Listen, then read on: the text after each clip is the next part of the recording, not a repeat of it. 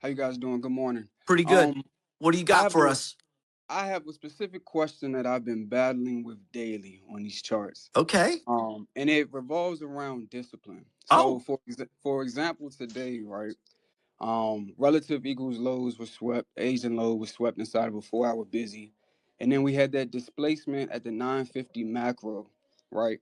I entered trades based off of fair value gaps, and I was waiting for a retracement down into this 950 fair value gap, typically the 952 candle, but it just missed it by a couple of ticks. Now, my question is, I knew where the draw was going, the pre-market high that was formed at 7:31 a.m. I knew where price was going, but I'm battling with discipline, rather waiting for price to trade inside my fair value gap for the entry, or just pulling the trigger and just sitting in the trade. So when it comes, my question is basically, do I stay disciplined and just miss the trade if price doesn't enter into that fair value gap, or do I just pull the trigger and ride it out? well, let me ask you this. It's a good question. How would you answer that asking yourself the question within the community? How would you answer that yourself if you heard someone else asking? Just out of curiosity, brother. Um, See, I'm kind of appalled by that because Oh, shit. if you know where Appalled. the draw, if you know where the draw on liquidity is going, right? It was going from a buy side to sell side. It was very obvious this morning. Um, Part of me is telling me get in the trade and just manage the trade, but it's the devil on the other shoulder that's telling me be. Well, I wouldn't say the devil, but my other shoulder is basically saying be disciplined, wait for the entry, wait for price to trade inside that fair value gap, and then enter the trade. Um, so I'm it's really 50-50 in my opinion. That's why I want guidance from people that's Uh, uh, better than me. That's Understandable. And you're Mhm. asking good questions. Would you say then with your question that you would need more confluences within whatever trade idea you're looking for? um not really more confluences, but I've battled with, like, recently my discipline wasn't where it's supposed to be, and I paid for that. Well, what I do you mean paid. when you say you're not waiting for relative equal lows to be taken? You're I'm basically jumping the gun too early. I'm jumping That's the gun too common. That's early, common. and I could get a better position to manage my risk better. Okay. Guys, can you hear me? Yes, sir. Yes. If I may, this is what I hear. I heard that the uncertainty, the unwillingness to act when he feels like he should. I think that there's a deficiency in what defines a point of action, Hmm. and also what is it that would have made these transactions easier for you, because you used the very thing I was waiting for a break in both of you speaking. I was going to come in and say it could go either way. It could go 50-50. Now, what do I teach in regards to probabilities? If you can see both sides of the equation being bullish or bearish, what does that mean? It's not probable. It's low Right. probable. In honesty, do you find yourself knowing that that's likely there, but your impulsiveness makes you want to still engage because you feel like you want to be doing something and you submit to that instead of being disciplined and not do it? Not necessarily, because there's been examples of me not entering and price runs to my intended target and I just don't capitalize on the trade. But then there's other instances where I get in a little bit too early, and then um price price either runs inside my fair value gap, or I'm wrong in general and I lose on the trade. When you enter early, what is it generally the catalyst that puts you in early? Like, what are you acting on that isn't there yet in the chart? I'm acting on basically predicting where price is about to go. And Um, you're not waiting for a defined entry. You're just, I just want to be on board because I mhm. might not be able to do it. Is that what you're saying? I'm sorry, say that again. You broke up for a quick second. Is it that you're trying, okay, in other words, you have a very strong conviction about where it's going to go. So you know where it's going to eventually try to get to. So your draw, you're confident in that.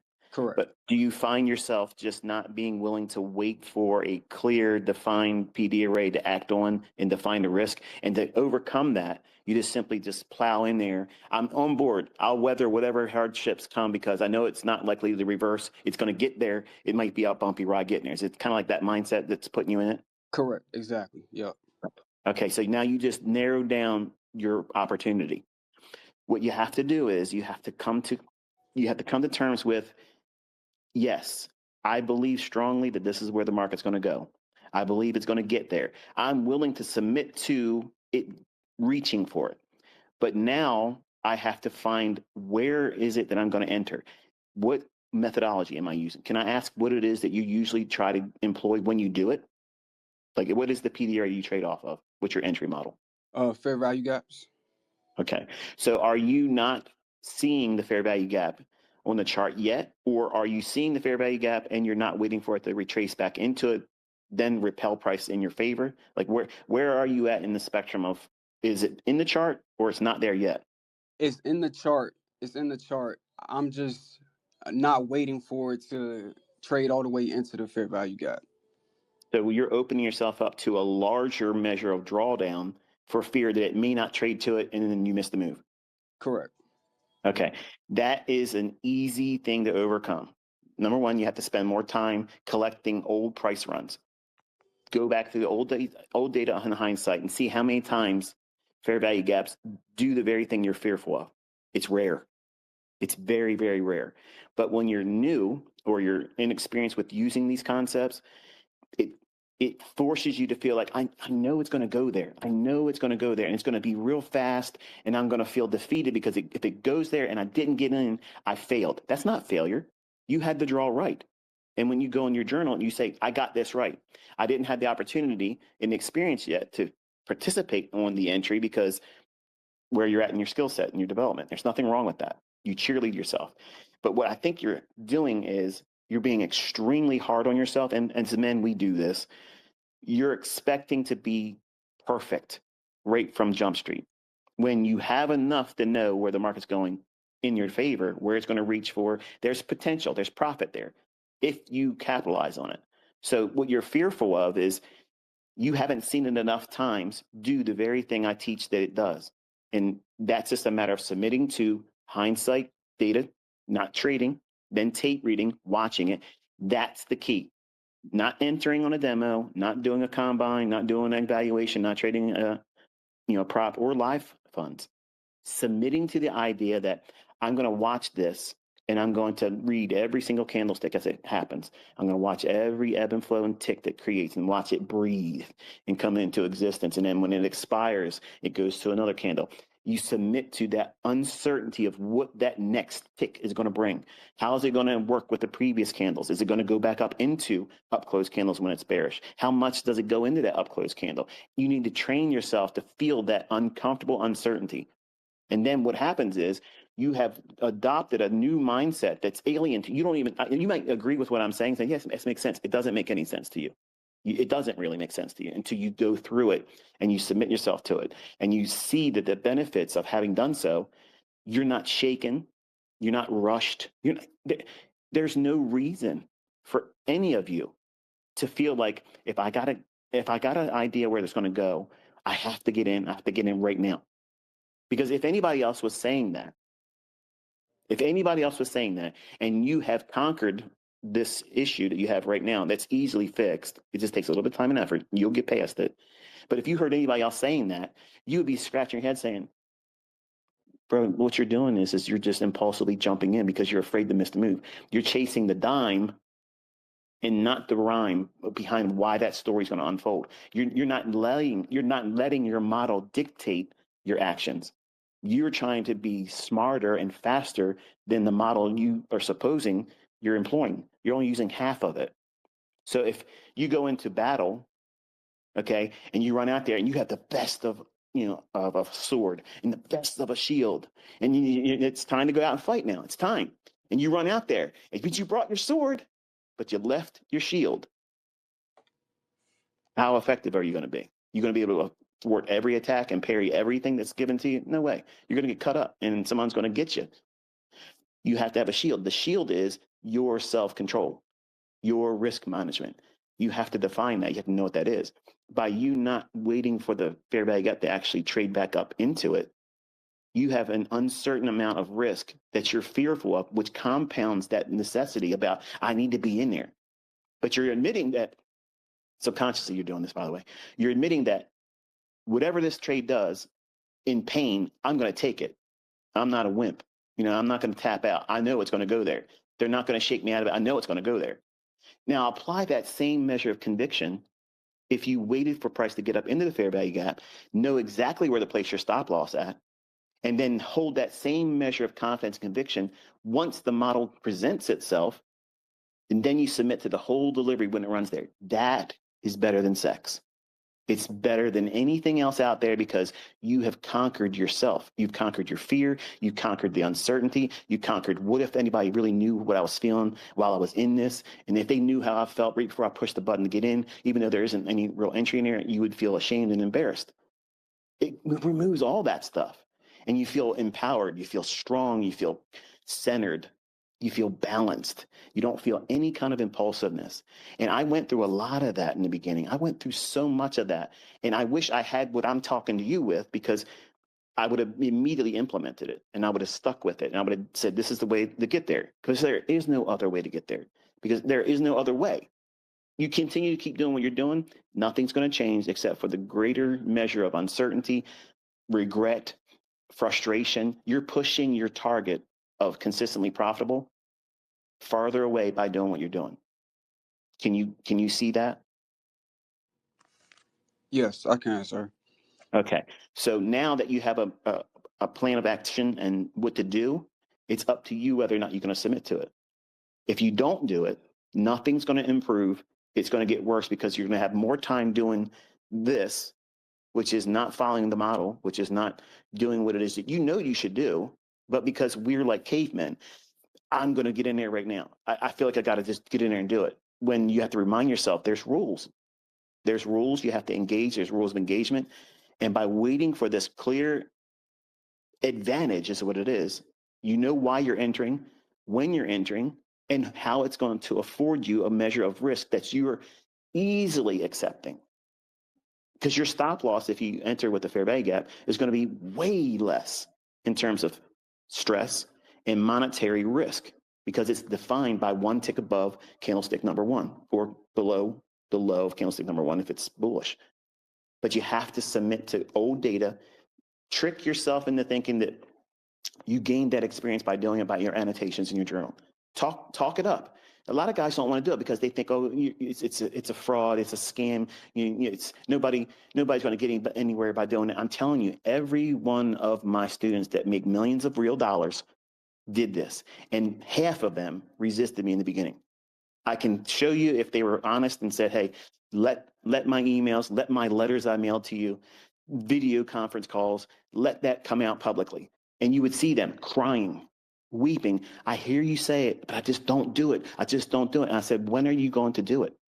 Because I can't make you do it. KITT and the rest of the community can't make you do it, man. None of us can make you do it. But you have to realize that what you're resisting and not willing to put yourself in the winner's seat the right way, you're the one at the wheel. You're driving that. And the only reason why you're not getting there quicker and smoother is because you're resisting, because you want to do it a different way, because your natural impulses as a man is, I know I'm right, but I don't want to miss the move, as if that's the only move that's ever going to happen.